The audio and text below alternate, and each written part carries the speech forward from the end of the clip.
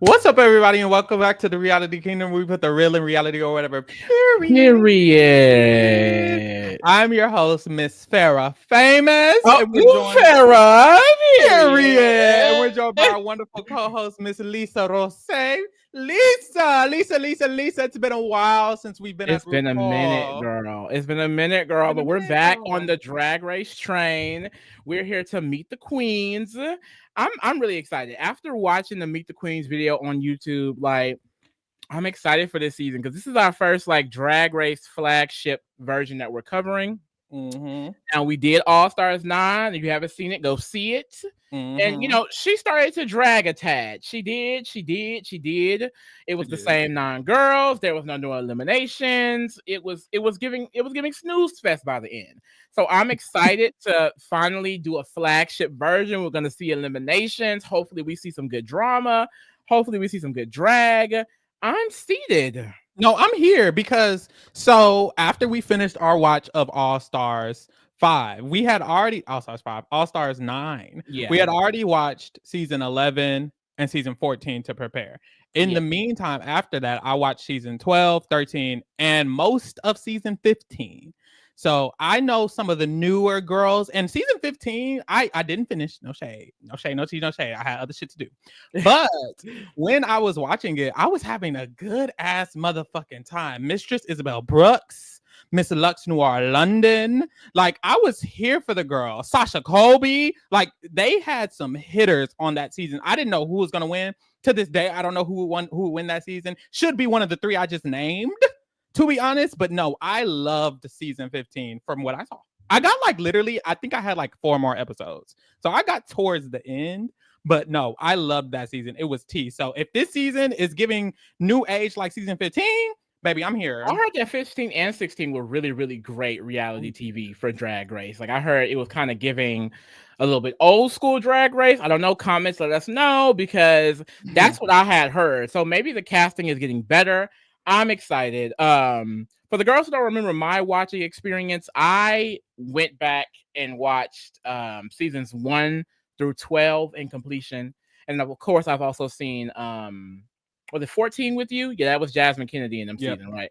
Yep. And then as far as All Stars, I've seen All Stars 9 for the podcast. And I also watched 1 through, I believe, 5.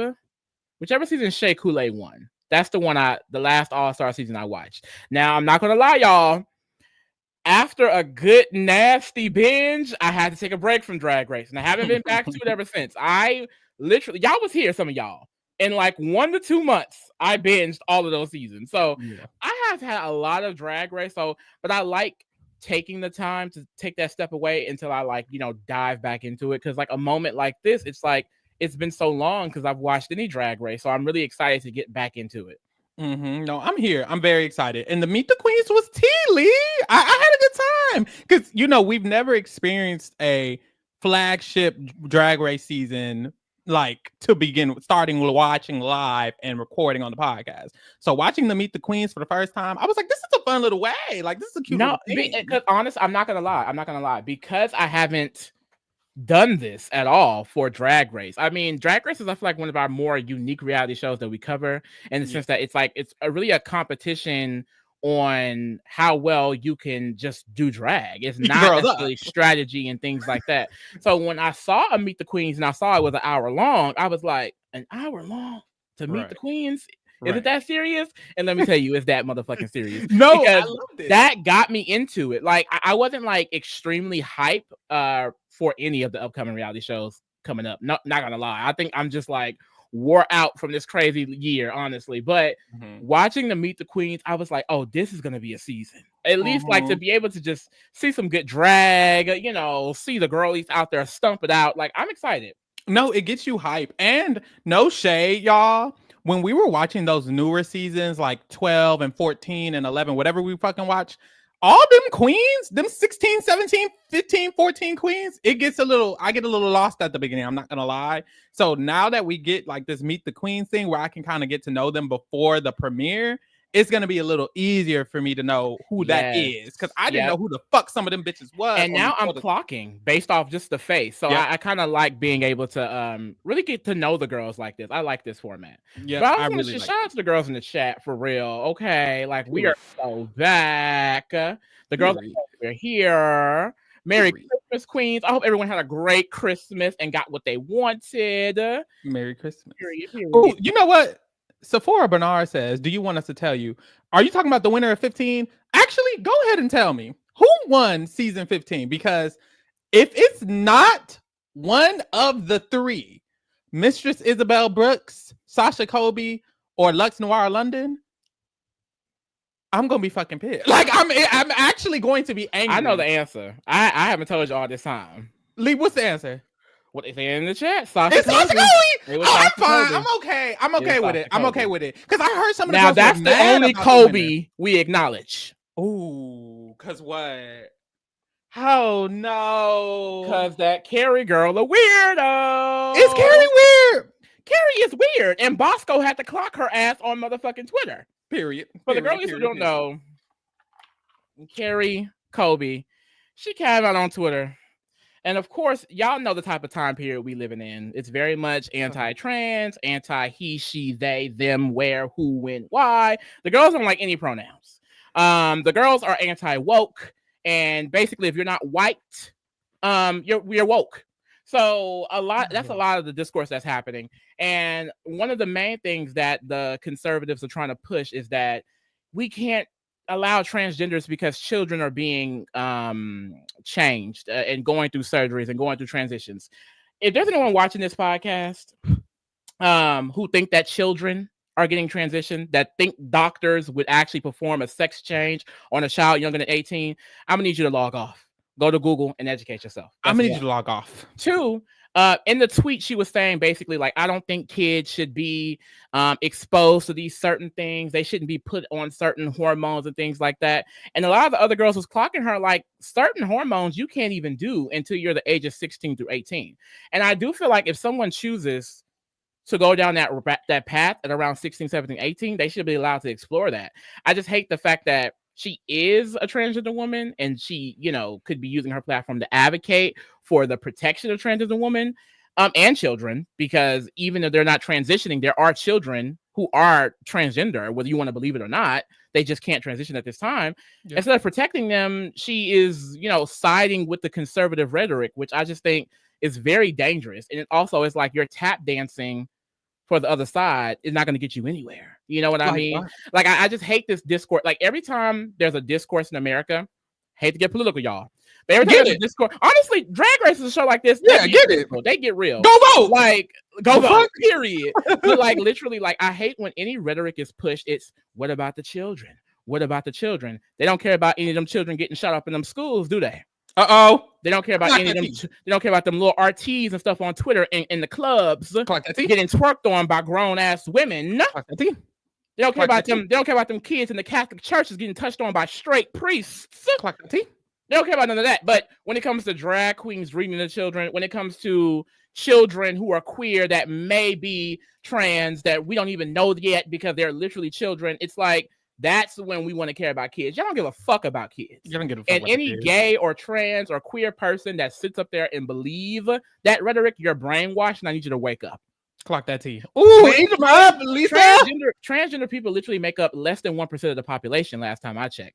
So, like, they even try to bring up these examples of like, oh, this person was transgender and they reverted back. So clearly it's not right. There are multiple trans people who've not went back. They've chosen their lifestyle and they want to live it. So I just feel like I just hate all of the hatred towards the transgender people that we've been experiencing recently. It's sick. It's stupid. And if anybody in here believe that shit, I'm gonna need y'all to get off. I'm gonna need you to log off.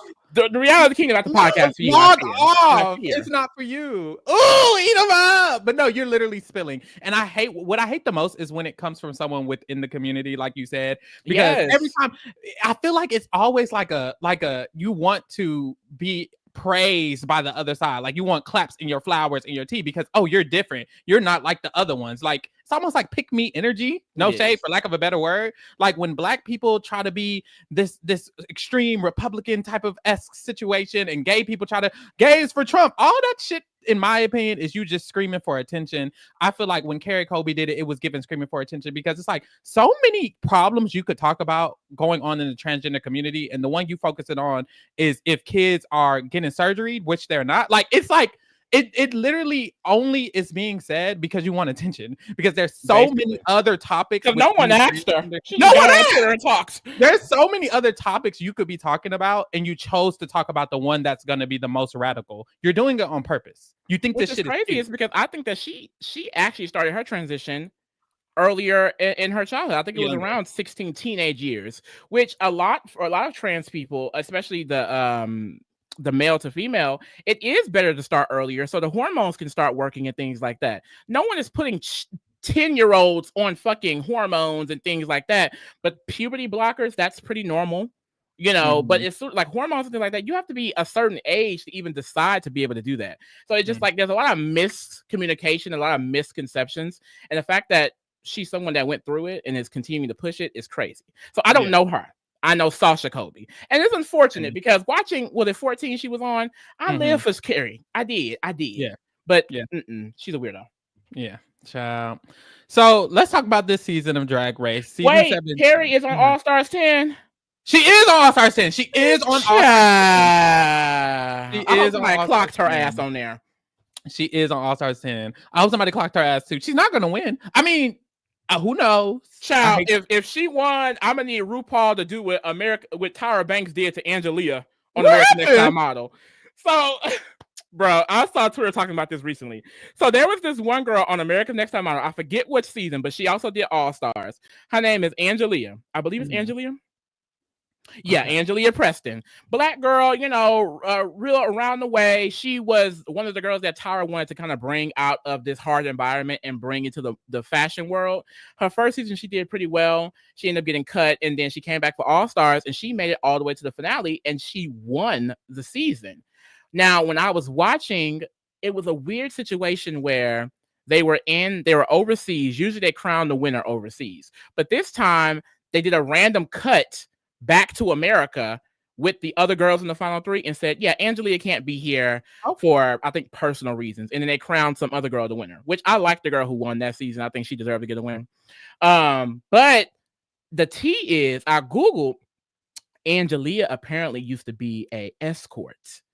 Okay. Tyra found out she felt like she does not want an escort to be the face of American Next Top Model and snatched her win back. Damn. The money, the title, the crown, all of it. Gave it to the next bitch. So if Kori wins All Stars, I need RuPaul to do the same thing. Okay, go ahead and snatch that win back. Don't air it. Like they literally filmed her winning, didn't air it, and gave it to the next girl. It's actually sick as fuck. I hate to say it, we didn't do a actual podcast on season 14, but I wish we did. I mean, Reality Rewind, I guess, if y'all ever vote for it. But that season was so interesting because I had a lot of opinions on the girls, and no shade, one of my opinions was Kori Colby could never win Drag Race. Okay. And I'm sorry, but I remember watching, like, I liked her. I did like her. I'm not gonna lie and say I didn't like her. I liked her, but while watching, I was like, you don't have that it factor that someone like Sasha Colby had. No shade. So I don't know. I don't even think she will win All Stars if she does snatch that crown. Thank you. Okay, boom. Drag Race season 17. So there is a twist to this season, girl. There's a big little twist to this season, which is barely a twist, but let me just get into it. So, the twist of season 17, there's a giant dunk tank called the Badonka Dunk Tank. The Badonka Dunk Tank. They're stupid. The Badonka Dunk Tank, and it has basically immunity qualities. Mm-hmm. What happens is when a girl is eliminated after her lip sync, she will have the chance to pull one of 10 levers. There are so funny to me. There are 2 levers. It feels kind of like, I don't know, like it is a TV show. I was gonna say TV showy. It is a TV show, but it just feels, I don't know, it feels funny. So anyways, there's 10 levers. 2 of them have basically safety. Like if you pull it, you won't go home. You'll actually be back in the game. If she pulls one of the 2, it'll dunk Michelle Visage in a tank, and that means that she will stay in the game and she can continue forward in the game. If she pulls one of the other 8, then she is out of the game officially, and she has to go write her shit on the mirror and go home and sashay away. Okay. So basically, this sounds fun. I'm curious how many rounds it's gonna do. Like, let's say the first girl goes home, and then boom, she stays. Like, is the lever removed? Is it just chance? Like, how many girls could come back in one season? Like, when are they gonna like stop it? Maybe like halfway through. Just the 2. I'm hoping it's just the 2 levers. And after a lever is pulled, it gets removed. So you pull that lever, there's only 9 or something like that. But then again, I don't know. Maybe not. Yeah, I saw this, Shaquille. Apparently, this is similar to some chocolate bar twist from season 14. I do recall that after they lip sync, they pull it out, and if it's the golden ticket, you get to stay. Yeah, I didn't hate it. Call me crazy. In any reality show, I am kind of a sucker for returnee competitions. I am. Because if it's someone I love, I'm here for it. Now, 9 times out of 10 is someone I do not care for like that. So I won't be surprised if this ends up being a chop for real. In Drag Race, no offense, it's kind of stupid to me to have returnee comps. It reminds me of like, I can't even think of what it reminds me of because I don't watch, like kind of like Face Off. I don't know if y'all have ever seen Face Off. Sometimes they would have non-elimination challenges on Face Off, and it's like that's or Amazing Race. They would have non-elimination legs. No shade. In those type of shows, if you lost, you probably lost because you suck and you're not going to win the show. No shade. So it's like in Drag Race, it never really makes sense to me because it's like, you're not finna come back and win. Honestly, when you think about it, that's any show. That is any show, actually. Big Brother girls come back in the game, go right home. America's Next Top Model. Now, I will say, America's Next Top Model, anytime a girl came back, I actually liked them, but they would go home right next round. Like, it would be bad. The girls don't make it far at all.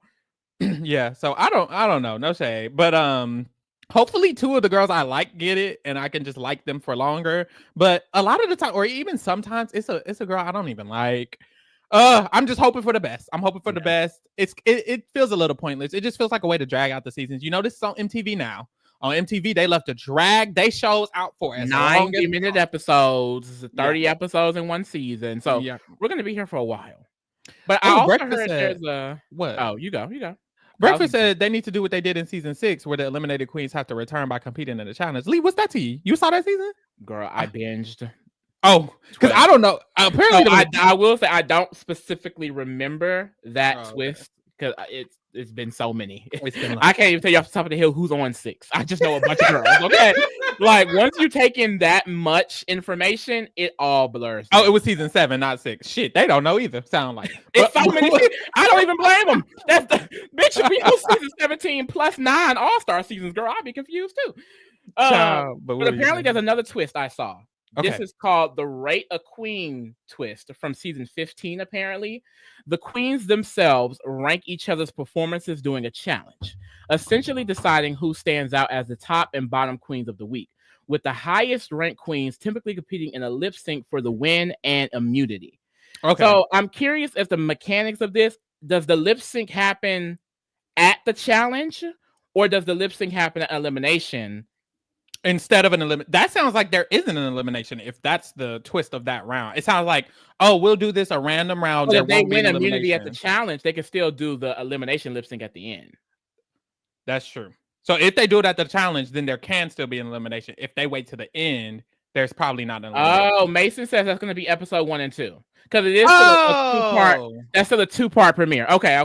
Where no one goes home because the last. I love that y'all be knowing. Y'all be knowing. Yeah, no, thank you. Because we don't watch this. We haven't seen it. Okay, so that's good because the first 2 episodes they don't eliminate no queens. They haven't been doing that in these new eras and seasons. I heard this is going to be the first time that all of the girls come into the walk room together since season 11. Which I remember the first season I saw them split it. I thought it was cute, but the fact that they've been doing it every single season, I don't need it. Wrap it up. Thank God. I would rather them. I think what it was because they knew they had more queens. They wanted to make it easier to get to know the queens. It didn't make it easier. No shade. So just go ahead and put them all in there. I'm not gonna know.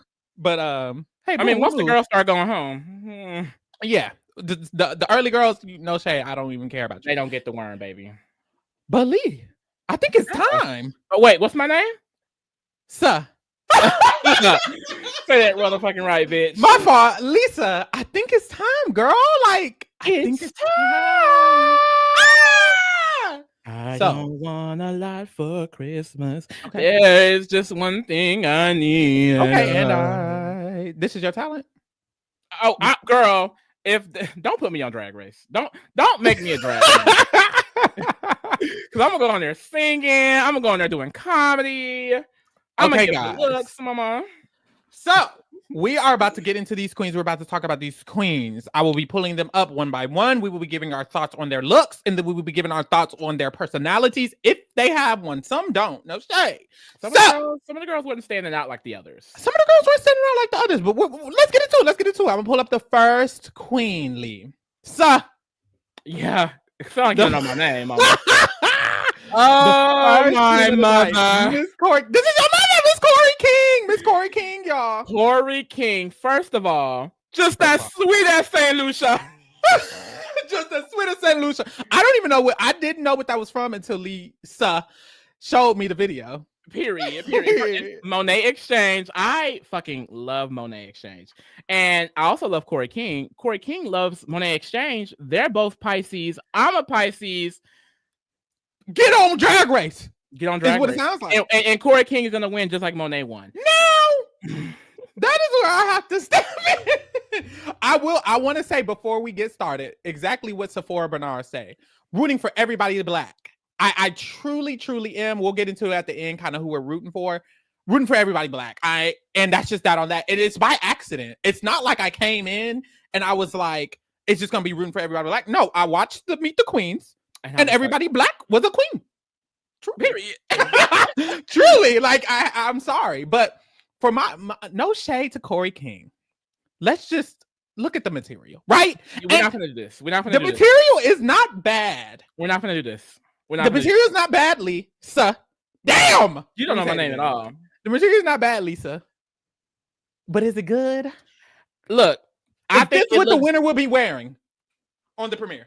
She is preparing us for what she's going to do. Is this what the winner of the season will be wearing at Meet the Queens? Yeah. I don't believe such. Okay, and this is why I love Kori. I think Kori is going to be one of those queens where her personality really carries her. Like in the interview, she seemed really bubbly, really just. I loved her. Like I think RuPaul is going to be attracted to her personality. I can't wait to see her do Snatch Game. I feel like that's going to be so fun for her.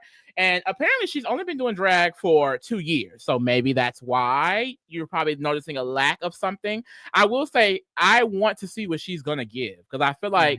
Maybe she can give more. I will agree with you and say for this look, what is it? This is the promo look or the Meet the Queens look? I don't know what this look. What's the difference between? Because I see y'all in the chat talking about we need to rate the promo look. Sorry, is this the promo look? What is the promo? Is this the promo look?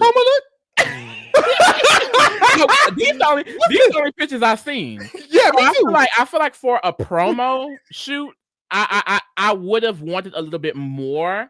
However, when she stomped down that runway, it was the personality. Like, I just think she brings so much personality. And I think that she is going to be this entertaining, comedic queen. Like, I can see her doing the acting challenges. I can see her doing the performing challenges. I can see her doing good enough looks to even go far in this game. It is pretty simple. So I'm I usually when they start the season off and it comes off simple, I'm like, ooh, because usually it doesn't expand from that. So I don't know. I'm interested to see where we're gonna go with Kori, but I truly think she's gonna go far, and she's one of my favorites. No, honestly, same. One of my favorites, and I agree with everything you said about the personality. She genuinely was making me laugh, and the other girls, no shade, they weren't doing it. I was not giggling when I was watching. Like she was. I laughed Kori's entire Meet the Queen segment. It was so hilarious. No, it was hilarious. She's T. I love her personality. I think she can give it, especially in the challenges. And one thing I noticed after watching, the challenges matter, baby. Like the challenges matter. You have to be a good drag queen. You can't just be good at the looks, girl. You have to do both. And this is not a bad look. Just to let y'all know, there's been worse looks than this. Yeah. Her proportions are right. Her body is T. The makeup looks good. You know what I have chosen? No, but she still looks fine. So I think she can make it. Alessandro, don't clock T like this. Alessandro says these promo looks are shot months after the season ends. So if it's looking if the look is lacking, still it's a little concerning. Now that is concerning. I didn't know that. That is slightly concerning, but I will say it's not a bad look. We saw bad looks. Not bad. It's not a bad look. I think that this is something, especially in these early weeks, if she's giving this, it's going to keep her safe. But when we get to the nitty and the gritty, she's going to have to start pulling out. If that personality is stomping on the girls like it did in this Meet the Queens, win off personality. There's some girls comedy queens out there. Now, I will say, just from like trying to be in the sand Twitter streets of Drag Race, and then also kind of like doing like my own Googling and stuff like that, it seems like drag has took a shift. Like, I don't know if you can come in with just personality like a Bianca Del Rio and win, because Bianca Del Rio never really gave amazing looks. She had the same format for every single outfit and she still won. Bob is, I think, a really well-rounded queen. I just don't think Bob is necessarily, especially the season he was on, known for his looks. It was mainly the personality, and I just don't know, are they awarding girls like that anymore? Like, I feel like you kind of have to give it a little bit, because drag has really elevated. You can just tell from watching the seasons, like what pass as a presentable look would probably be basic in the most recent season. So it's just like, I'm curious if someone can just win solely based off being the best personality there. That'll be interesting. If someone does, it need to be Kori King. Period. Apparently she is the drag sister from season 16 playing Jane. Now I don't know her. I've heard of her. I want to say she's going to be on All Stars, because I think there was one girl that was like, she went from season 16 and immediately filmed All Stars 10. I don't know if that's Plain Jane, but she's her sister, and Plain Jane made the finals. So, I mean, could Kori King stump through and make the finals? I don't know. Let's see, child. Okay, those are my thoughts on Kori King. Let's go to the next girl, child. Joella. Okay, a fun one, Lee. A fun one. How'd you feel about Joella? Oh, from season 17. It's this season. Someone from this season is on All Stars. Girl, who is it? Who is it? Do we know? That's Gaggy. I don't think we know yet. That is Gaggy. Interesting. Okay, period. So Joella, now I love me some Joella. I did. Now this look.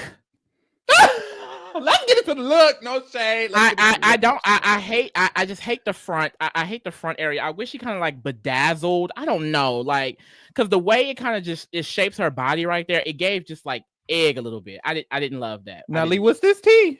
Joella, not the child. I don't know this tea. Y'all, what's the tea? Because Katie says Joella, not the not the racist. Child. Or are you just saying hope? Because I'm gonna be honest, I liked Joella's personality. I was like, oh my god, I did. So now I gotta look at her sideways. Unless now this look, hate it.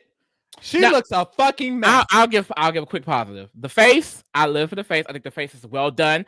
I actually love the big hair. I think the big hair really, really gives. I like it. I feel like it gives. I think big, beautiful hair encapsulate drag to me. Like. Okay. And you don't see it that much. I feel like a lot of the girls try to be real cute with their, Brazilian bust down, like this, that. I feel like, neck up, giving. Everything else, I think the big hair works very well with helping her not look terrible, but I can't say I love it. Now, okay, the racist tea, y'all, we're going to put that on the pause. We're not going to call her a racist just yet because we haven't got no proof from Kaiten in the chat. So we're just going to say Joella is just Joella, and we can stand until proven unstand worthy, okay? Now, the hair, the face, I mean, it's okay for me. The rest just is terrible. And to me, the rest should be the main priority because you look like you're wearing... Like, I don't even know. It's so plasticky, which I know is the point, but it doesn't really go with the style she went. And then when she turned around and showed that train looked terrible. I'm like, girl, what is this? It's like random fabric pieces that look all different colors. There was a piece in the middle that was like half the size of the other on the sides, and it was a different color. It didn't match well, didn't look good. This latex doesn't look good. Oh, all of the jewels and stuff on the top. all of this right here, ugly as fuck. I don't like the arm. Farrah. Wait, I don't like the arm band thing she's trying to do. Like, it's giving the bangles from Kamala Khan. Oh like, my God. It's just she was trying to mix too many things. The earrings give peacock, but is that what she was giving? I can't tell. This is terrible. Truly. It is bad. And then she said in her little Meet the Queens interview that she's definitely a more is more queen. Like, she likes the bigger is better. Scared. And that's very scary because things could come off as tacky, things could come off as gaudy. Like, this look, it does give a lot, and it's a lot going on. So, and it doesn't look flattering to me, honestly. So it's like, I don't think this would pass. I don't think this would pass. Now, she seems like someone who could bring it in those challenges as well. Like, she has a little personality on her. But she also mentioned that a lot of queens would underestimate her. So I'm like, are they underestimating, or are you just, not their girl for real? So I want to see kind of what she's going to give, because this first leg, it was kind of a letdown. She says her drag, she would like to call it the Slasian diva, because she mixes traditional Chinese costumes with street fashion and pop culture. And I love that about Plastique Tiara's looks, how she always incorporated, her Asian background into her drag, because it made some really beautiful looks. So if Joella is going to start giving that, then I think I am going to be tuned in for sure. This look right here, it's not giving, but like, I like her. Joella? I do. And unless she's right, barring the racist allegations. Yeah, the personality gave very, very low-key Mistress Isabel Brooks' daughter tease. Like, she definitely had a lot of sass in kind of like a relaxed kind of way. It gave me Mistress Isabel Brooks for sure. But I'm interested. I'm interested to see what she'll give, especially personality-wise. In the challenges, when you're interacting with the other queens, what are you going to give? Are you going to be that girl who's kind of being rude to everybody, no shade, like Mistress, or are you going to give Miss Congeniality? What's it called? Is it Miss Congeniality? Yeah, I think it is, yeah. Yeah. Are you going to give that? Like, I'm wondering, but we'll see. Put a pin in her for many things. The look, the racism, there's a lot we got to keep up with. No shade. So hey, she's causing conversation. So there's that. Next we have Sam Starr. Sam, along with like two or one other queen, is associated with Trinity the Tuck. Farrah does not know her. Farrah is the one who won All Stars with Monet. And then she also, I think, was on the original season with Monet as well, season 9 or 10. Somewhere in that area. Like I said, it's a lot. She's a really put together queen. Trinity is. She's a pageant girl. Her tuck is, she changed to Trinity the Tuck for a reason, because her tuck is nasty. And I think that she is someone that performed well in the challenge. It took a while for her to like get to that point of like, I guess, breaking out of that pageant girl standard. And when she did that, she really excelled because the looks was tea. Now, looking at Sam Starr, I can see some of that Trinity influence. And apparently she's also someone who's done pageants similar to Trinity. So I can see Sam Starr potentially being a threat in the competition if she can be as well-rounded. Like, is she going to be like this put-together pageant girl, or is she going to be able to bring the personality in the challenges? And I think that's kind of the fear with a lot of the put-up girlies. We're like, okay, you can give face, you can give feminine, you can give body, but can you give comedy? Can you give acting? Can you give singing? So it's like, who knows? So I will say, she said that she's a gymnast, a cheerleader. She's done dance. Yep. So she has, I feel like, a lot of good qualities. It's just like, I feel like I'm not scared of the drag, because even this look I really enjoy. It's just I'm scared of the other side of it. Yeah, I agree. I think she's just very, very put together. She said, I think this was the one who said she loves Alyssa Edwards as well. Yes. Alyssa Edwards and Trinity really remind me of each other. I think they have a lot of similarities in their drag, in their personalities. They're both pageant girlies, so it definitely makes sense. She gives that to me. From personality that I saw from Alyssa Edwards on that one show we watched, The GOAT. I feel like I see that too. Very almost too professional. Not professional. It's like they're very aware of everything they say. I don't know how to explain it, but in Sam Star little interview she did, I was like, okay, you're giving punchline after punchline after punchline in a very formal way to where I'm not laughing, no shade, but it seems like you're prepared. Just very prepared. That's the word. She gives very prepared. I don't know that Alyssa girl. I don't know that Trinity girl. But Sam Star, she just gives, I'm prepared. Like, I'm going to be. And they gave that energy. Together. I'm going to be very much. I'm going to be ready. I'm going to run this competition. I have years of experience. I know my drag, and it's going to be good. Now, it don't always turn out like that. You know, Alyssa Edwards has some bad days. So did Trinity. And I can see Sam having a bad day, and bloop, you're right out the door. Apparently, she's the drag aunt of another girl on the cast, Jules Sparkles. I think that she is someone that can go far. I put her on the list for someone that I think could be in the end game. I do agree. As long as she can bring it in the challenges. I actually agree. And I think she will do good at the challenges. When I was hearing her have these rehearsed ass punchlines that she was giving, no shade. Like she said something along the lines of, you know, I think one thing I'm really good at is being versatile, which is the same thing that I have in my Grindr profile. Like that was one of her punchlines. And I'm like, okay, it's funny if you can deliver it. And it seems like you are practicing delivering it right now. No shade. She just seems practiced, well practiced. So I think she could do good for a minute, but eventually it's going to be like, okay, girl, where are you? Where's your real personality? How can you loosen up? You're a little too structured. So I don't know, a lot of thoughts, but she didn't wow me with this look, no shade. It's great. I really love the hair. I love the hair. And I do love what the dress is giving. It's kind of like mermaid. It's like, I like that it's the theme of water without like, oh, I'm just in blue, or I'm just kind of I agree wearing these like, you know, kind of like waves and things all over me. Like I feel like it's the way she's structured. I love how it fits her body. I really like it. More so the bottom. I don't love the top part of it necessarily, but in general, I think this is a look that could get her in the top or safe if she was during the season. So I think because you know she's the drag daughter of Trinity and has influences from Alyssa Edwards, that the looks I think are gonna give. I do. Yeah, I do like the look. I think it's fine, and I think that my issue with her is that she just gives boring. I don't know why. I literally wrote down boring just like her drag name. Sorry. And I mean that. She was like, oh, I got my drag name because my real name is Sam. Shaquille mentions that she acts like Pearl from season 7 or 8. I remember Pearl. I kind of see that. I feel like a lot of girls give this. Like literally, I don't know. Is it not Lexi? Hold on. It's Crystal Envy.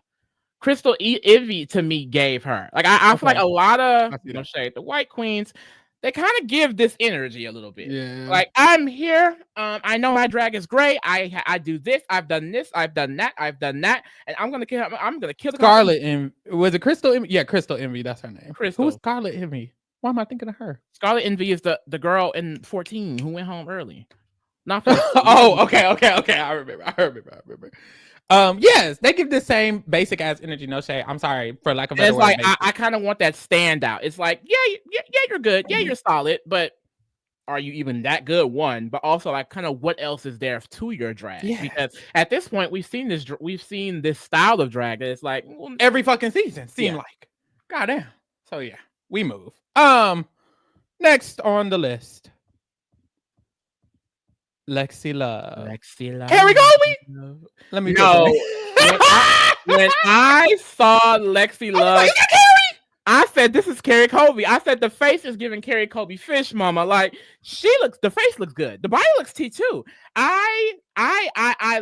What I love about this is how good she looks. I think the hair looks great. I think the face is tea. I think the body is tea. Her in this sparkling silver. I love it. It's just. Girl, you're just naked. You're just naked. Just naked. Off and get naked. And she scared me because she said that she made a joke about how I'm naked and I'm just naked all the time. Yeah. So is it giving, girl? Are you about to walk out like Georgia, no shade, with just corsets and like Carrie Colby Stomach with out. just corsets. Carrie But I did look do real that good. a lot. She did do that a lot. Yeah. I'm just like with Lexi, I don't know what she's gonna give in the challenges portions, and I think the looks, while her body and face and makeup and hair may look tea, is it gonna give drag?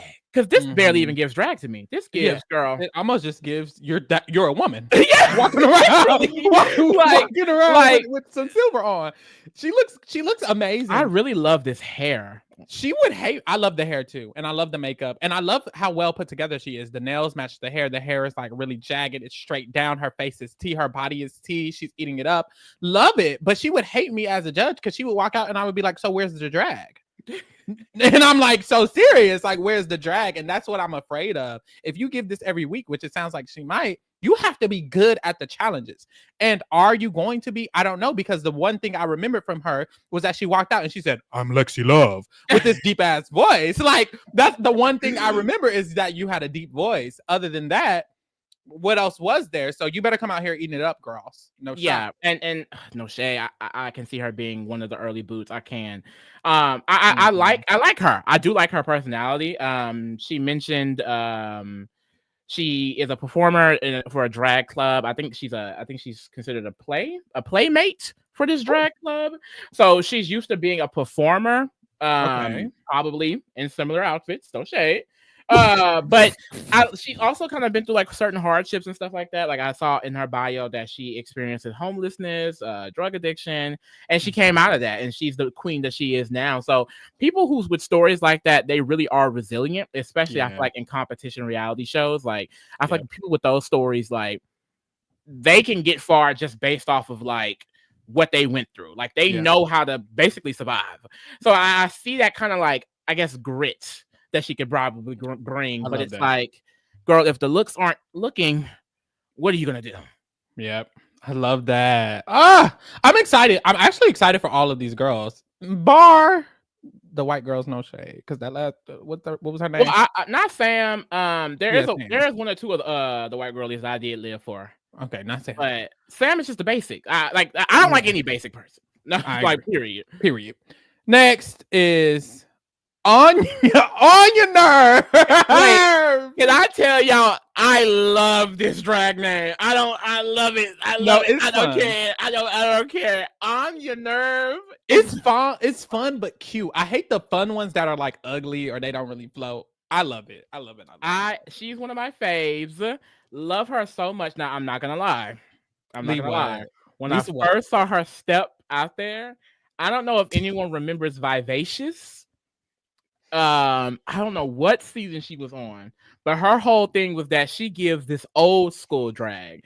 So she would wear a lot of like headpieces and things that would cover her whole body. Like one time she walked out in a full red and black bodysuit, giving like Harley Quinn type vibes with the thing sticking out of her head. It was a lot. It was a lot. And she kept saying that was like old school drag. This is the original drag. And so when I first saw Onya, I was like, is this Vivacious? now when she started talking, definitely didn't get that vibe. And Vivacious, she went home pretty early because honestly, the drag she was giving was just not fit for the season. Onya, I wouldn't say what she has on doesn't fit the season. I think what does she have on is my question. Well, that's one question. I will say I don't fully, I guess, hate it. I agree. I don't love the headpiece, but I kind of live for this raincoat jacket she got on. I think that really makes it. I do love the shoes. It's just similar to Kori King. It's like, is this the limit of what you're going to give? Because I do feel like this feels a little bit simple. I hate the jacket. I actually don't mind the upper half, like on the left where it's just her like her mug shot, whatever it's called. I like that because it seems to me it's giving like race car driver / rocker. I'm like, okay, I don't even love it. Let me stop lying. I'm just like, okay, I kind of see the vision there. But then when you add the raincoat, I get so confused at what the goal was, because she even has like these racing stripes on her boots. So I'm like, okay, are you trying to give this race car driver STs?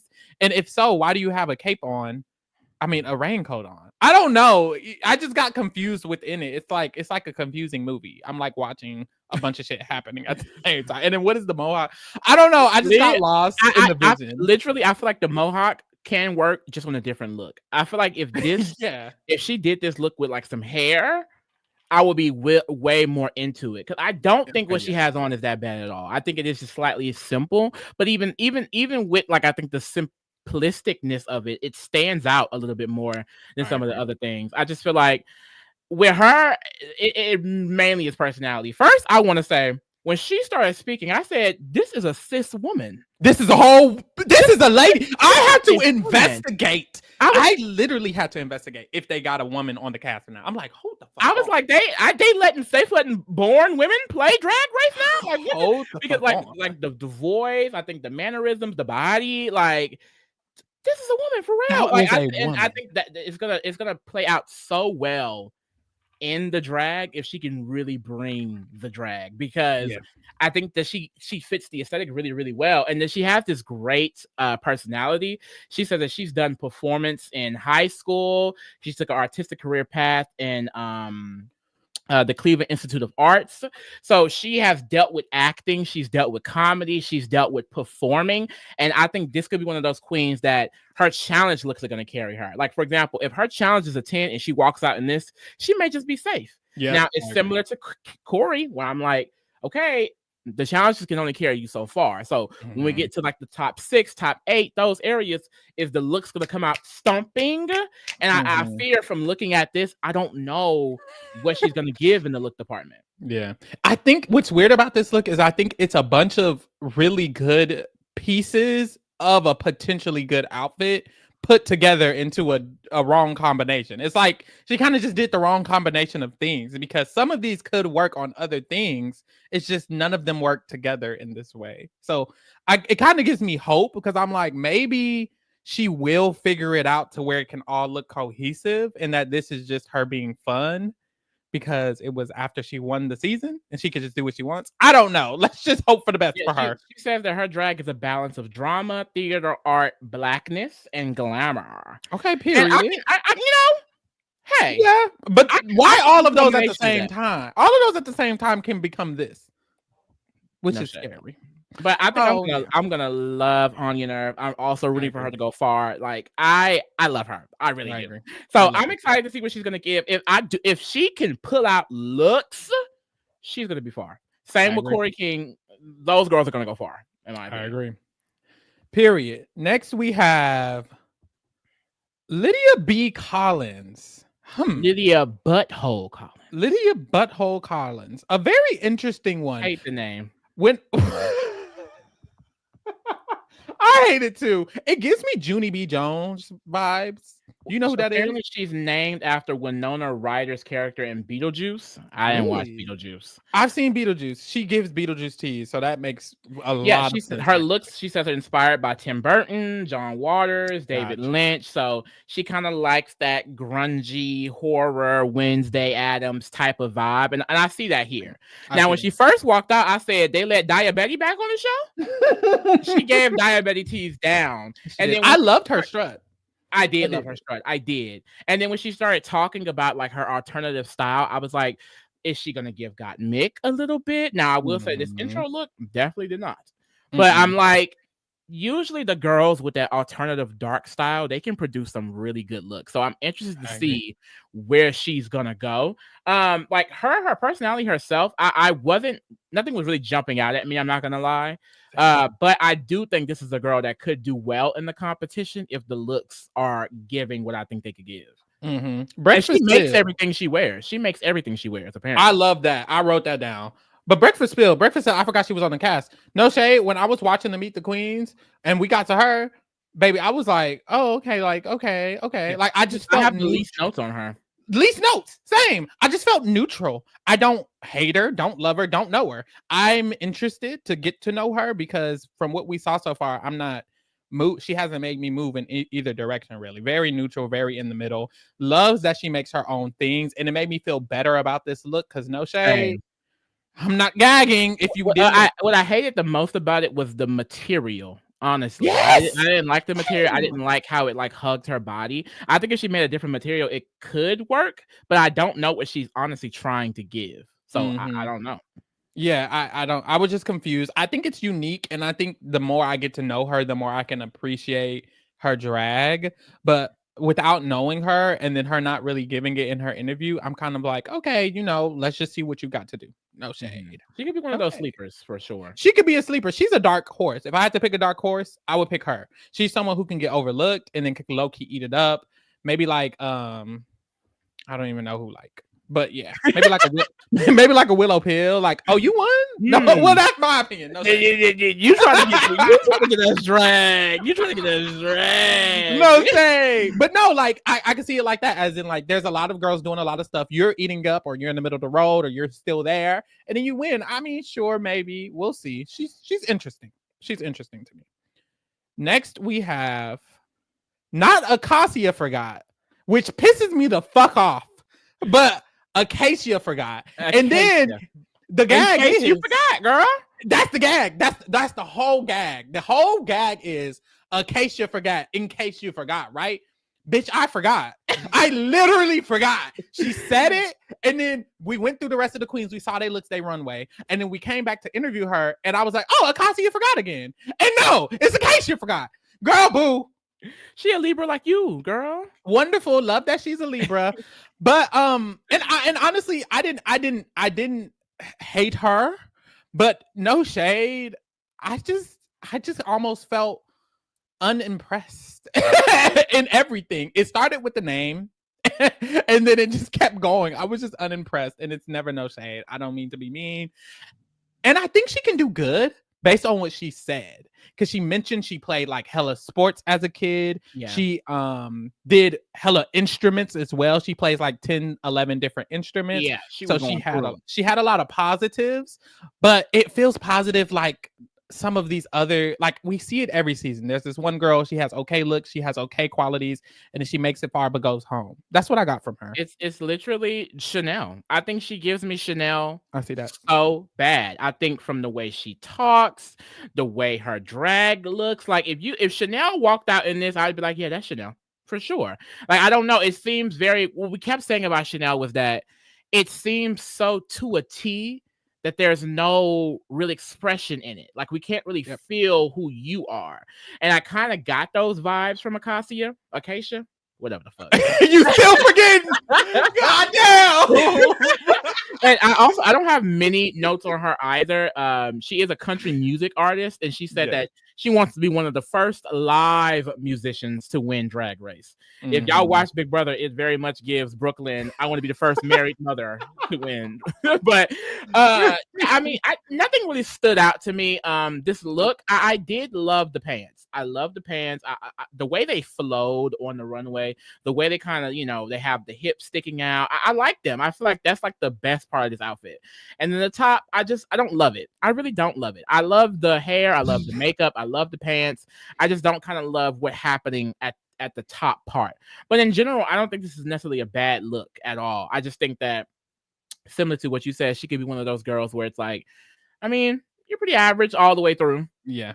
Like, what else? I also loved, when I first saw this, I didn't watch Meet the Queens first. I went and saw the images. When I saw the pictures, I was like, I love the pants. But when I saw it live in movement, I still like them. I like the fact that she wore pants with this rest of this ensemble. I think it actually makes her stand out. But when it blended in with the rest of it, I kind of just got lost in the fact that the rest of it is ugly. I don't even like the hair. I don't love the makeup. This pink shit she has all right here. You don't live? No. I think it kind of gives, I don't know. I think it vibes with the white she kind of got going on. Like, it kind of giving like Ice Warrior Princess Rock. Like, I feel like I can see where she's trying to take it. I do see that. I don't know. It's not my fave. She would have came out. I would have said, okay, this is good. How'd you do in the challenge, and move forward? Because I just wouldn't have cared. If this was the look on the runway, I wouldn't have cared enough. Would you say if you saw her on the runway, you would have forgot?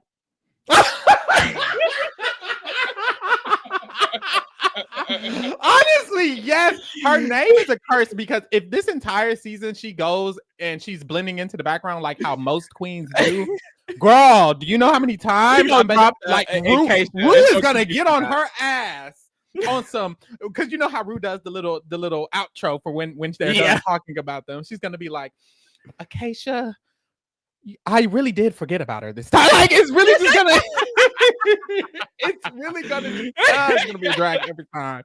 Oh Lord. But anyways, that was Acacia. Which is Acacia? Why is it Acacia? Fuck. Let's go to the next one before I get pissed off. Oh, my mother's daughter. Oh. Lana. No. First of all, Lana Ja'Rae. Hold on, pause. Quick promo. Go stream Lana by SZA. Period. First and foremost. If you haven't been streaming Lana by SZA, what have you been doing? Period. That's now Lana Ja'Rae. Lana Ja'Rae. Miss Queen Legend Lux Noir London's drag daughter. That alone, I'm standing. Now, I did not finish Lux this season, so I don't know all of the iconicness that Lux gives. Now, I see Lux all over my Twitter, and I also see Lux looks a lot all over my Twitter. From the makeup to the body to the outfit, I see Lux. I can easily see Lux, especially the makeup. That is Lux down. Lux is a big risk taker. Lux is someone who you give them a challenge and they're going to take it to another challenge. Like they're going to challenge themselves within the challenge. It was always risky. Every single time she would do something, the girls would be like, are you sure you're going to do that? It's going to take so long. Are you sure you're going to eat it up? And then she would win. She would literally win the challenge that day. And it's like, she's iconic. How did Sasha be her? Extremely iconic. Sasha is well-rounded. Not that Lux isn't. I think it was stiff competition that season because between Mistress, Lux, and Sasha, in my opinion, they were all very well-rounded. It kind of just comes down to preference. But that's my opinion.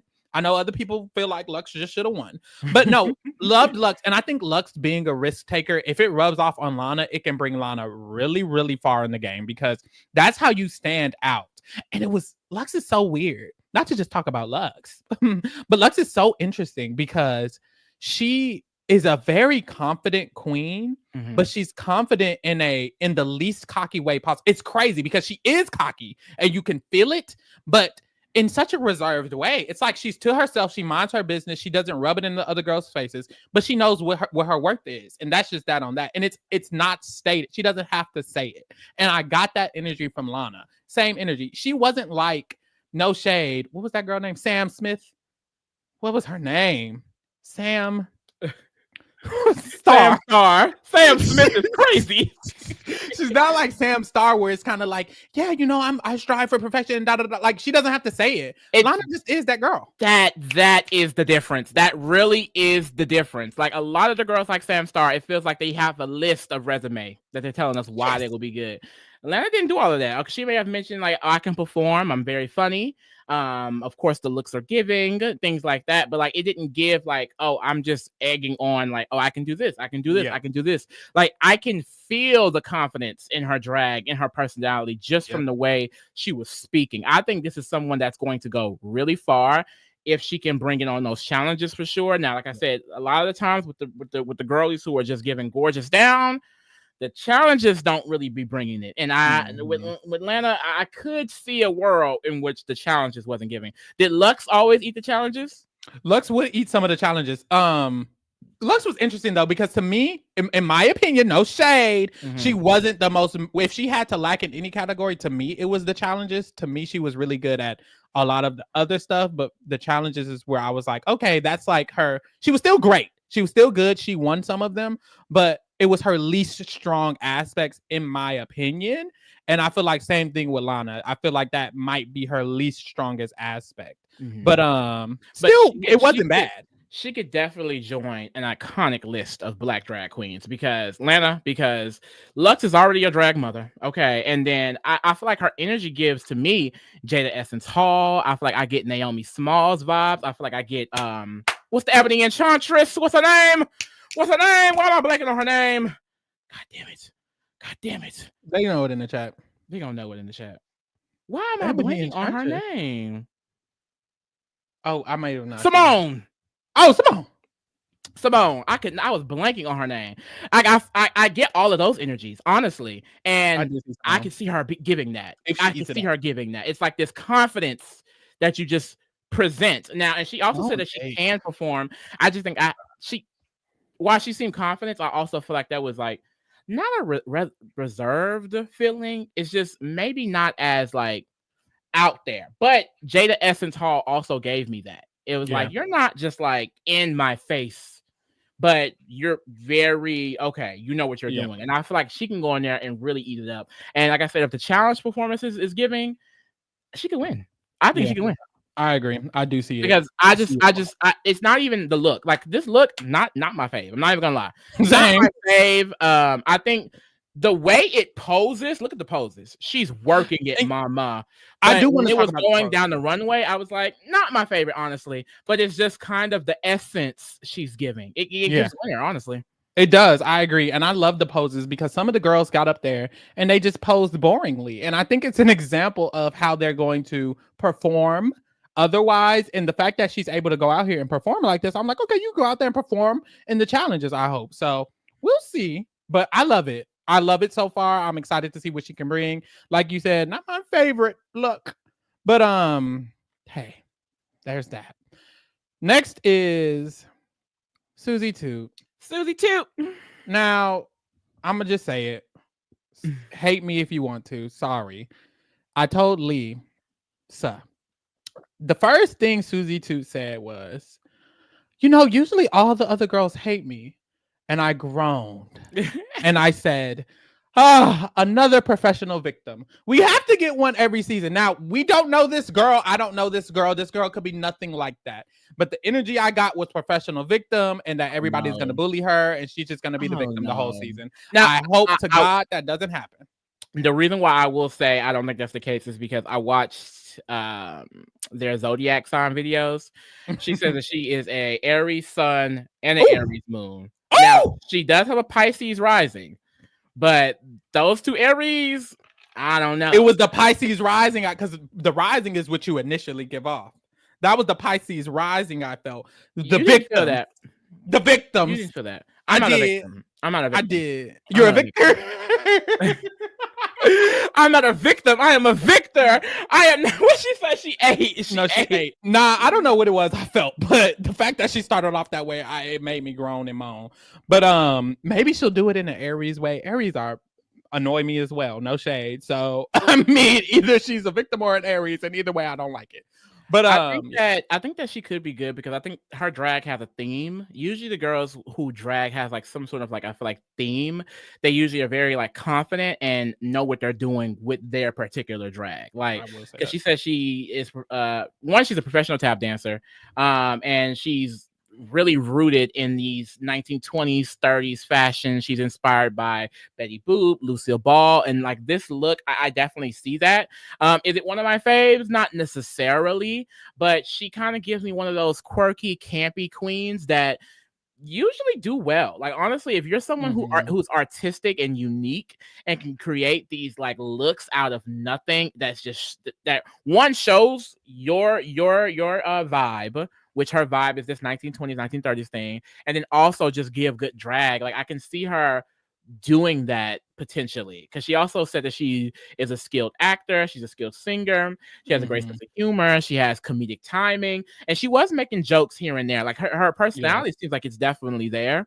So honestly, I do see Suzie as someone that potentially the judges really enjoy what she's giving. Now, am I gonna necessarily enjoy it? I don't know, because I didn't love the look. I don't necessarily connect to what she pulls her inspiration from.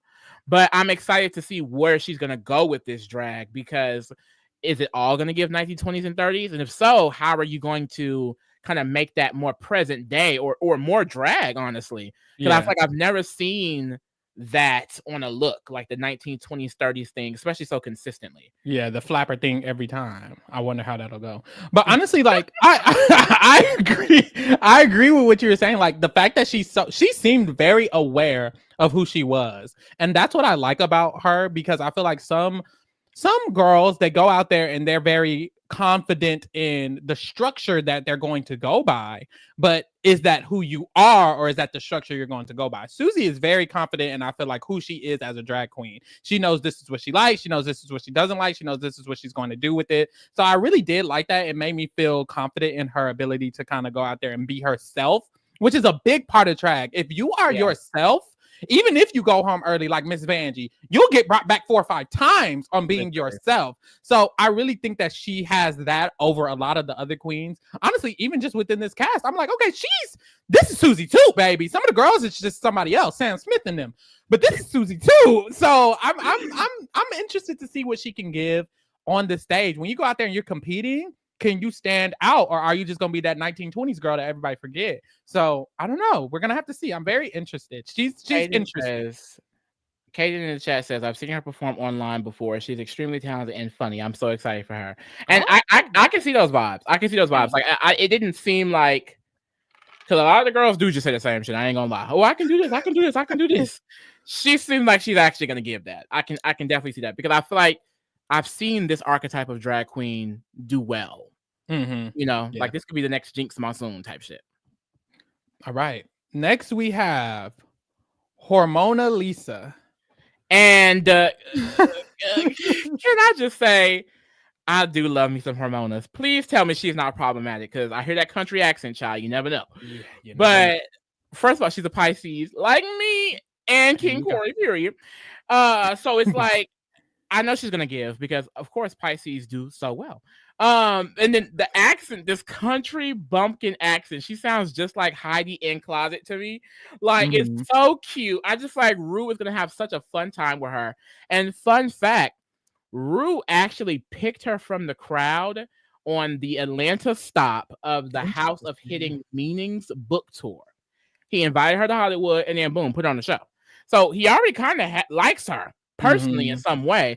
I just feel like that is going to really, stick out for someone like Rue. Like he already is attracted to her personality, similar to like Heidi in Closet, where it's like the looks, but Heidi's personality was so good that I think the judges honestly just wanted to keep giving her a chance.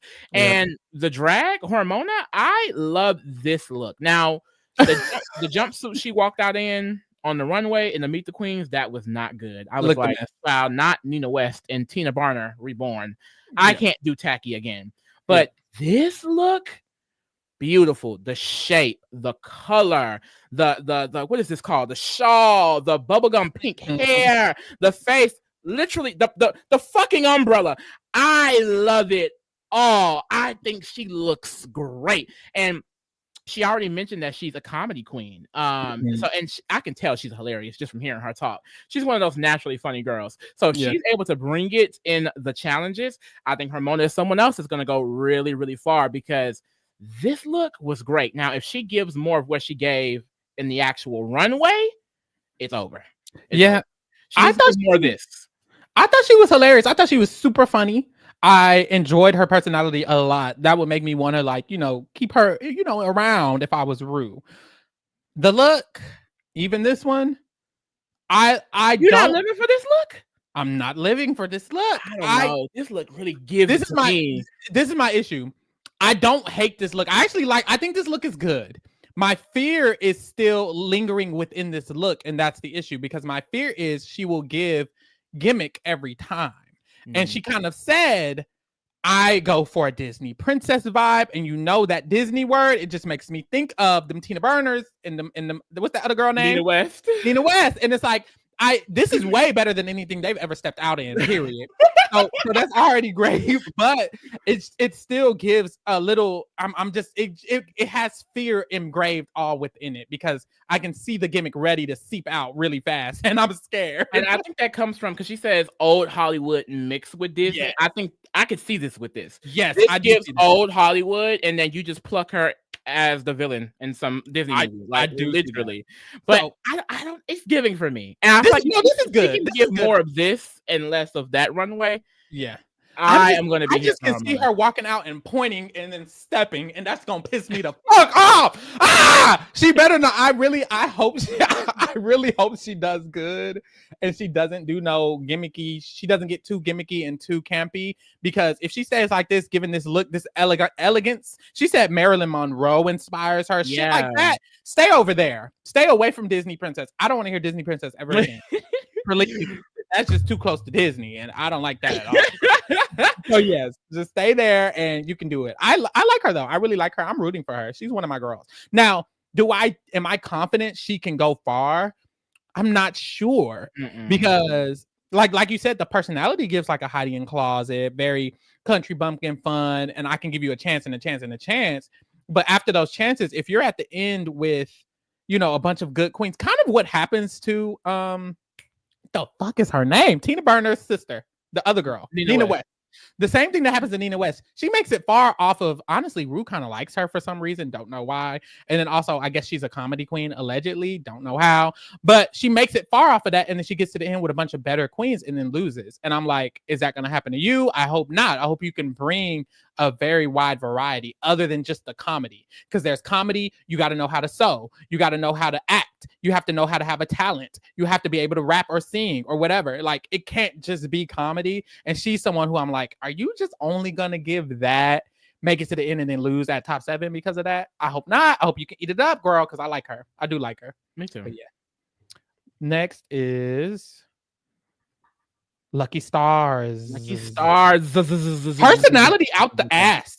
I was surprised. I wasn't expecting it, because when I saw the look, another campy out there, this futuristic queen. Like, we have a lot of those this season, like Lucky, Arrietty. I would say Suzie kind of fits into that bubble a little bit. Lydia, but Kollins. There's a lot of girls that's bringing something unique, at least from this promo alone. But if she's giving this in the promo, I already know those looks are going to give even more. Yeah. And her personality seems so fun. Like, I was not expecting her to have this like down to earth and real ass personality, because usually the campy girls are, kind of quirky and kind of, but she's like, I'm very confident in my drag. It's different, and I know it's going to give. People don't underestimate me. I know what I'm doing. Like, it gives very much like she steps in her city. Lee, this is the question. Is she a black? This is why I love y'all, because this is what we be thinking. Literally, I heard her voice and I was like, "This is a black woman." But then, she's Cuban, so she could be Afro-Latina. She could be Afro-Latina. We live, but we're not. Am I breaking up or you? Somebody breaking up. You was breaking up for me, but I was like, maybe I'm breaking up for you. We back though, but no, she was definitely giving. She was definitely giving Afro Latina. She was giving Afro Latina. She was giving. I don't know, but Afro in that voice. I did.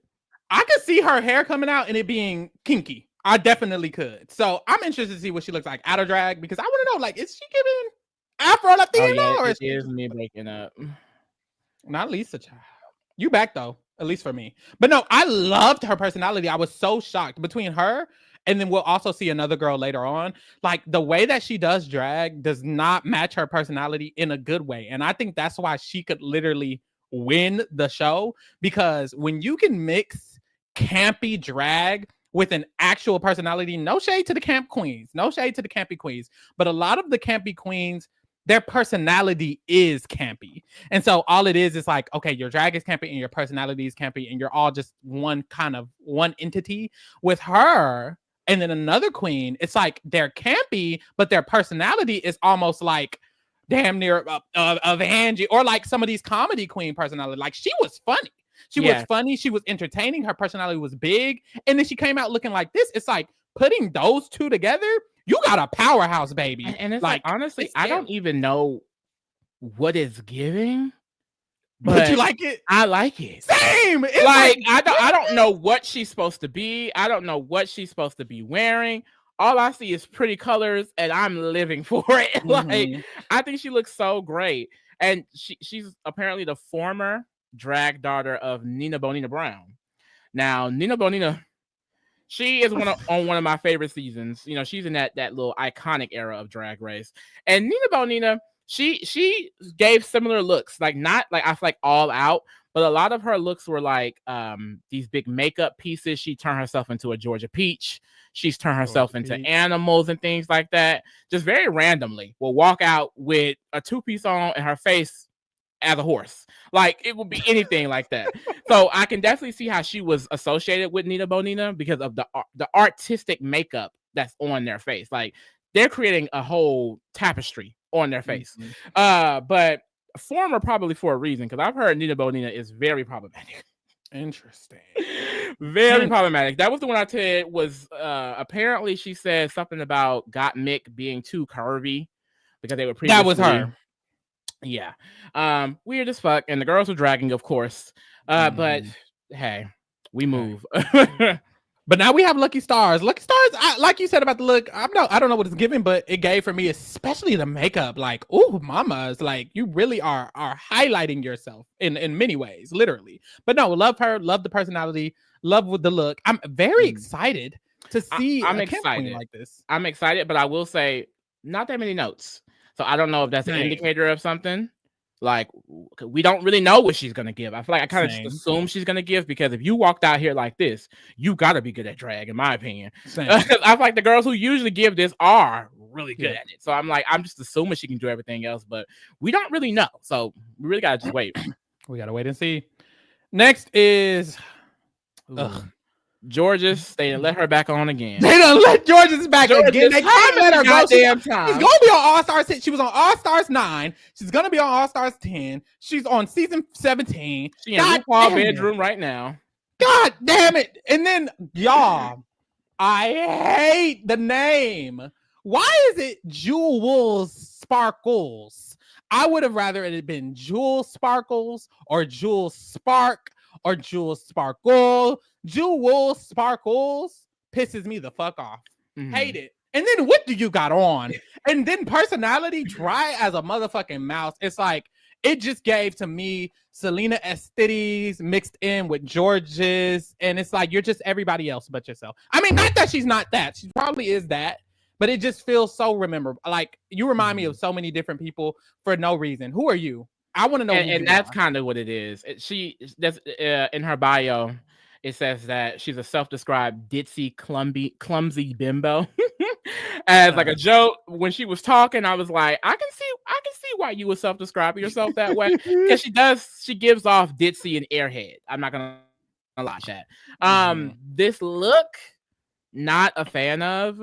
I just feel like I'm really critical of looks where there's more skin than actual fabric showing. Because while the body is tea, what is the actual look?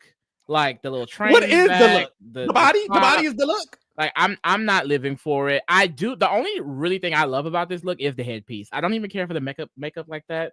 Don't really care for the hair like that. And then what she has on, I'm not necessarily gagging. And I compare her to Georges because y'all know Georges is infamous to walking out with no clothes on. So I just feel like this is kind of what it's giving a little bit. Like, I don't know how well she's going to do because I also don't know how well versed she is in drag. But it's only because she came off ditzy. Now, I know some people who come off ditzy as fuck and is actually really smart. Like, I've seen that before. So she could be the best goddamn drag queen in here. We just have to see. But it didn't give that from what she was saying and how she looks in this promo. The headpiece and even kind of some of the jewels that are attached to her fabric, it gives me slight hope to at least be a little bit better than Georges was on her first season. No shade, because she literally just wore fabric and corsets and bras and panties. So I'm hoping that Jewel Sparkles will have the ability to give something else to elevate the bra and panties that she's gonna wear every round. And then hopefully it's not every round, but that's what I'm expecting, unfortunately. It also kind of gives like that Sugar and Spice teas, the twins. It's just like they were ditzy and they just wore bra and panties. So was Georges. Like, I'm bored of you. Like, I need a new type of something. So hopefully when she gets out there, she'll be a little bit different. She'll surprise us. But right now, from what I'm seeing, and you know what, that's really the biggest thing with Georges. It's not even necessarily that the looks were bad some weeks. It's just that she wasn't stand out. And the thing with Georges is that she was able to stand out performance and eliminations, is Jules going to be able to do that? Like if the drag isn't that cunt, is she going to be able to perform? Is she going to be able to tell jokes? Is she going to be able to sing? Yeah. I wasn't getting those vibes. I wasn't. She does true. feel like, she says that she does drag in Tampa, and apparently Tampa is a very competitive scene. It taught her how to give a show, so maybe she kind of can give that. You know, I think a lot of the younger drag queens that are kind of like in their 20s getting on Drag Race now, they are way more into the stumping of it all, you know, the dancing, the performing. And they can really give that, but sometimes they just lack in other areas. So I fear like maybe Jules will give that. And then apparently she's the drag daughter of someone named Chantel Sparkles. She wasn't on Drag Race, but apparently she's a really known drag queen. And then apparently she's the granddaughter of Trinity the Tuck. I'm not getting any Trinity at all. So I don't even know where she's gonna get real inspiration from, because the people that she's connected to, I don't really see it in this look. So maybe this is just one off. But also like you said about what helped Georges a lot. Georges is a damn near professional dancer. Georges can dance, like actually dance. If you can't give that, you're going home. Like I don't see how Jules cannot just lose if she's not able to perform, like you said. So hopefully she is. Like you said, she is a younger drag queen, so maybe she will be able to. But we're gonna see, child. I'm actually not very interested. Very uninterested. I hope she surprises me. No shade. Next we have Crystal Envy. Yawn. Bored as fuck. Crystal Envy. Lee. Earlier when we were looking at Lana Ja'Rae and we were talking about the poses she gave, this is exactly who I thought of when we were talking about that. Look how basic she is posing. That just tells me much more with this outfit. That just tells me, and then not just the posing. When we watched Meet the Queens, I wasn't gagging at one point or the other. No shade. Like it just made me feel like you're not gonna get. Thanks, Queen. Give us nothing, Queen. That's what I get for this. No shade. I will say, Crystal, she gives me the same kind of like put togetherness that we saw from Sam Star earlier, and we compared Sam Star to Trinity, Alyssa Edwards, some of those girls.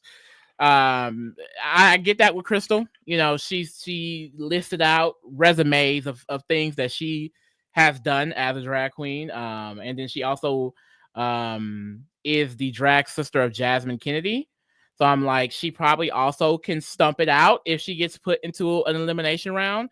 As far as the look, I mean, I do actually like this. At first, I wasn't really feeling it, but it really grew on me when I watched it again with you. I love the hair. I think it looks, it kind of just, I like just the way it flows. Like, it's not like conventional water piece. I feel it kind of flows like water, but it's not really water, and it's in this sparkly gown.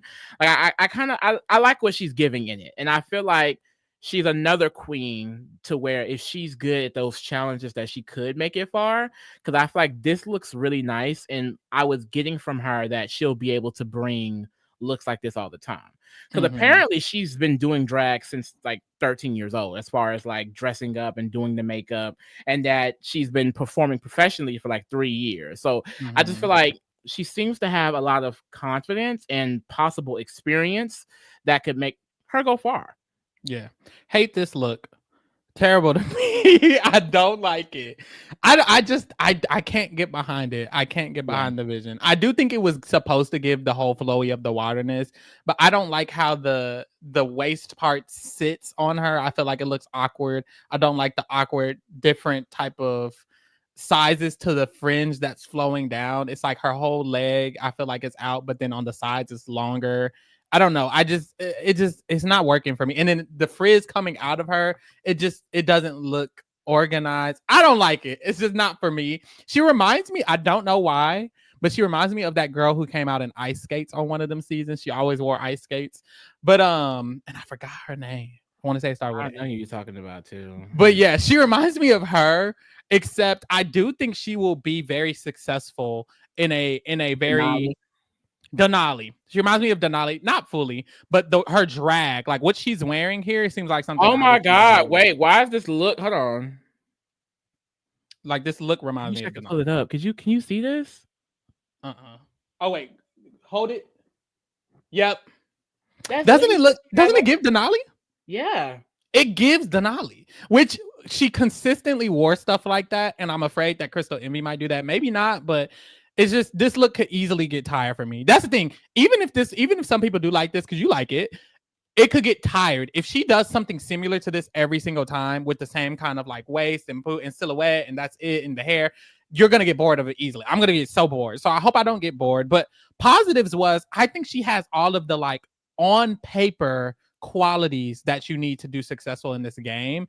Similar to Sam Smith, like she is a sewer. She says she sewed since she was a kid. She danced since she was a kid. She did a lot of the things that you need to do for drag for a long time, and I think that's going to give her all of the tools she needs. It's just, where does Crystal Envy become her own entity? Someone said it in the chat. Her name is giving ChatGPT, and I hate to pick at simple things like the way she poses in her name, but to me it can be an indicator of how you are as a queen. This basic ass name, these basic ass poses, no shade, this basic ass fit, it makes me feel like even though you have all the qualities, when will I feel who you are? And that's something Roos has to tell a girl every fucking single season. And is it going to be her or is it going to be Sam Smith? It's gonna be both. Or both.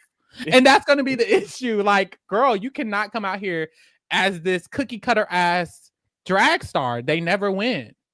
Good luck. Next. Well, last but not least. Oh my God. Last but most. My girl, Arrietty. Oh, this is my girl. I love her. The final camp queen, girl. It's gonna be the battle of the camp girlies this season. That's what it's gonna give. Who is the head camp drag queen in charge? Now, Arrietty, I did not expect her personality at all. When she walked out in this down the runway, I was like, okay, camp queen. Let's see what she's gonna give. And then in the interview, I was like, who is this? Love her. And I'm like, what's up with y'all? My name is Arrietty. Literally, I was like, not George's if she could do drag. Lisa. Let me stop because I actually love George's. I'm not gonna drag Lisa, please. No, I actually do. So I need to get off her neck. Let me get off her neck. Right. So I can be her drag daughter. But apparently she's the drag niece of Bosco. And her drag mother was season 15's Irene the Alien Dubois, who went home first. Irene the Alien Dubois, the drag, in my opinion, we saw her one day. I think it was 2 episodes because they didn't have an elimination episode. But Irene, in my opinion, was someone who had a lot of potential and then went home first because they had a dumbass idea to like pour water for the challenge. It was so stupid, Lisa. I don't even remember what it was. But and then she went home because of that. And it's like, it almost felt premature. I was like, oh my God, why are you going home? But she's gonna get another chance because she's gonna be on All Stars 10. I believe that's why they saw the potential. But the drag, it definitely gave whimsical elf-like, kind of alien-like. And I think that's what Arrietty is trying to give here, especially with the face part and the upper half. Now, personally, it's not something I love, the look, but I think I love it for her, if that makes any sense. If this is what you want to come out looking like an elf, I think you did amazing at looking like an elf. The left picture with all of this upper body, I feel like she ate that up. The hair eats. I feel like the makeup eats for what she's giving. She has the elf ears. All of that eats. The bottom half, I don't love, but this is what she wants to do, and I love it for her, and I love her personality. So, hey, I'm going to give her a pass. Hey, period.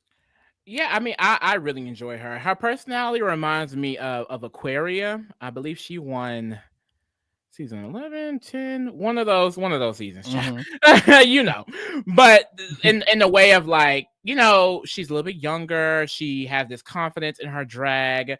And the way she was talking, she was like, oh, a secret talent is making bitches mad. Bitches is always mad. And she just, I don't know. I love just what the personality was giving. And I feel like if she, translate that to the challenges, then she is someone that's going to really give, because for her to walk out like this, like, she's clearly very confident and know what she's doing in her drag, because it like, look how put together she looks. Now, is it one of my faves? I don't necessarily love what the look is giving. I love neck up.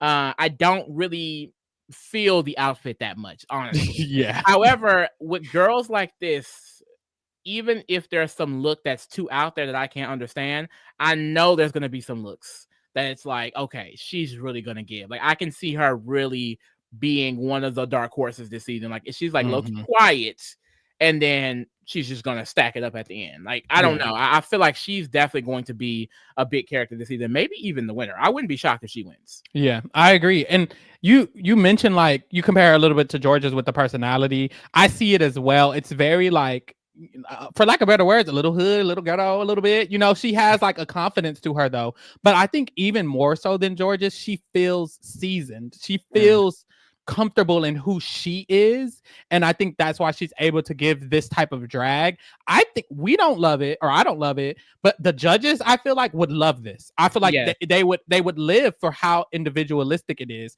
And similar to Lucky Starzzz, her being such a big personality, seemingly like such a different personality, and being camp, I think that mixture could really take her so far in this game, because she seems confident in doing like some of the challenges. Her personality seems so confident. So I would be surprised if she isn't able to kind of do it all, you know? So I don't know. I'm living for it. She's so also excited. someone who sews her own outfits and things like that. Yes. And usually when you are this campy, you do create your own outfit. So I'm not shocked. Like I think Arrietty is going to be the one to watch. I will be shocked if she goes home early.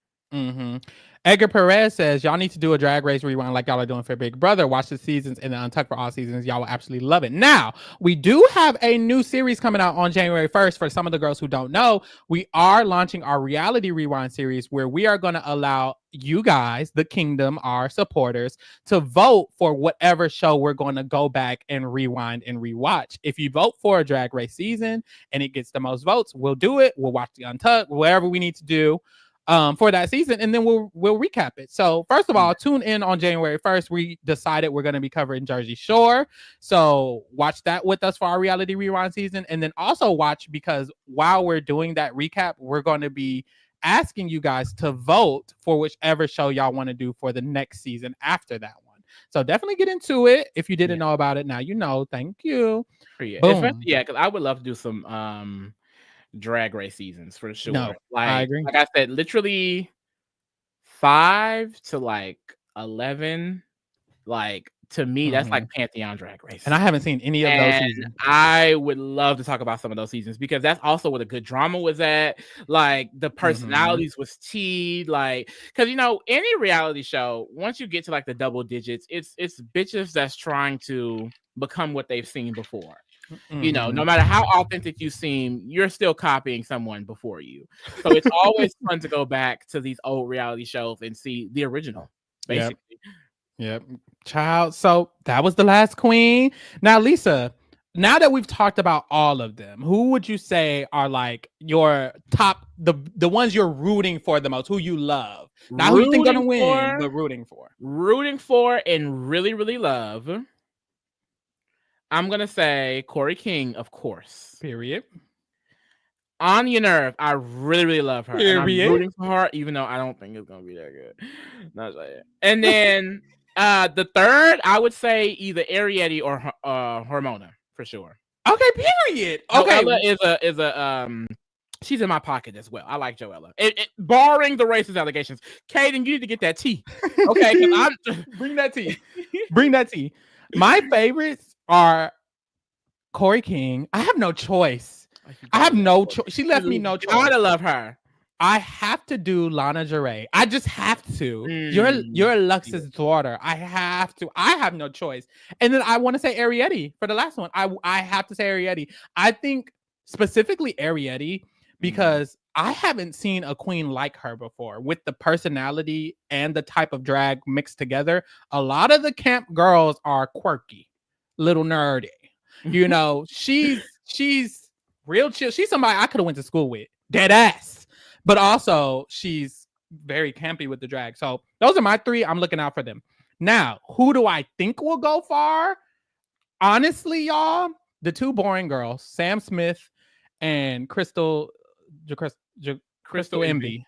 Boring ass names. Boring ass names for some boring ass queen. I'm sorry. But I do think they can go far based on like them being so articulate with their drag. I think Lucky Starzzz and Arrietty, who are both kind of similar in my opinion, could go far based on the campiness of it all. And then Lana Ja'Rae and honestly Joella. I think Joella could go far. Problematic or not. I That's do. I think she seems, to me, she seems well-rounded. When you get to the I'm thinking of the challenges with Joella. I can see Joella being like, them being like, okay, we all want, but I want this singing part. I want this singing part. Joella's gonna be like, I got it. And she's gonna take the part she wants. I see those vibes. I see Mistress Isabel Brooks. I see Mrs. Isabel Brooks. Nah, I definitely did not get Mistress Isabel. I got that tease from her. I feel like she's trying to be coy in this little interview, but when she gets out there stomping with them girls, she's gonna be really aggressive. I see it, but we'll see. Who you think going far? I think Kori King, this because I made a list, so I'll say the top 4 who I felt solid for: Kori, Lana Ja'Rae, Lucky Starzzz, Arrietty. I think those girls could be set for the finals. Like I can see all of them in the finals, most of them in the finals. I'll be shocked if none of them are in the finals. Mm-hmm. And I also have these secondary names who I'm like, I could see there: Crystal Envy, Sam Starr, Lydia B. Kollins, and Suzie Toot. I can see 4 of them, those 4 being like dark horses of the competition and could potentially get to the end. Mm-hmm. Interesting. I like that. Okay, who's flopping? Who's first boot? Who's first boot? Jules. Yeah. Maybe Acacia. Acacia Forgot. My sister Onya. You called her Acacia again. Girl, I'm not gonna know that girl name. Onya Nurve, Lexi Love. Yeah, Lexi Love. Like first boot, Lexi Love or Jules Sparks.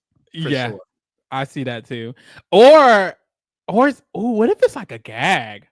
What if it's like somebody just fucked up? This is gonna be so fun now because we're predicting what they'll do, and then we're actually gonna get to see it. Yeah, this is the first time with Drag Race where it's like, okay, we have an expectation. Are you gonna meet that? Because we've done that with Big Brother, we've done that with Survivor, so it's gonna be fun with this one. Edgar Perez said, I do want to justice. About Reality Rewind said, girl, you know y'all followers going to probably vote for Survivor. The Drag Race girlies don't have a chance. I wouldn't necessarily say that because a lot of no shade to the Survivor fans. Shout out to the Survivor fans. But a lot of our like core fans who would actually go and vote aren't necessarily from Survivor. They're more from like these niche shows like Drag Race and stuff. But also, we going to give y'all a chance. We're not going to let them play y'all. If Survivor is getting voted, I mean, because we already covered Survivor and Big Brother. Yeah, first of all, Big Brother season this early. Big Brother won't be on the list because we're doing the Big Brother Rewind. And then when it comes to Survivor likely won't get on a lot of lists for many different reasons. And then it's going to just be, some of these other shows. And Drag Race is one of the ones we've done. Now we're on our 2nd season. So, girl, like Mason said, let's try, y'all. Well, you never know. Not everyone's going to be voting and things like that. I feel like it's going to be a pretty small community of the kingdom into it. So get your votes in, get your suggestions in, because we're we're not just choosing the bland, boring ones that we're not just choosing the bland, boring ones. We're gonna see what the options are. We're gonna put them into a circle, have y'all vote, and see what it's gonna give. So Drag Race could easily make it for sure. Yeah, because the most important part for at least me and I feel like us is like to do things that we haven't done a lot of since Drag Race. We haven't done a lot of. There's been 16 plus seasons plus the All Stars. It's like there's so much of that we need to explore. That's why we're doing Jersey Shore. It's stuff that we want to do that we don't usually do. So, girl, y'all got some chances. Don't worry. Alessandro, look, we leave it on this note. Please. We did a ridiculousness rewind. Alessandro, bye. Don't you dare vote for that. I will throw that out every time. But anyways, y'all, Meet the Queens was good. Be here next Saturday. We will be back every Saturday of the season to be recapping the RuPaul's Drag Race season 17. So make sure y'all are here to get into this motherfucking tea. We will be dragging the girls all season. Okay. Thank you. Also get into the other stuff. January is going to be big for us. We're going to be covering the Traders UK. We're also going to be covering Jersey Shore, like we said, and we're going to be finishing up the challenge, and we're going to be doing one other show. At the end of it, the challenge All Stars 5 is also coming out. So we're gonna be doing all that plus drag. So definitely get into the other shit you want to get into. Australia, girl, everything is coming. Everything is coming. So we finna be coming as well. Definitely get into Reality Rewind, like we said. Even if you don't like the show we're watching, make sure you go and vote for the show you want us to do. And that's it, y'all. Thank you for keeping it real with the kingdom, baby. We out. Mwah.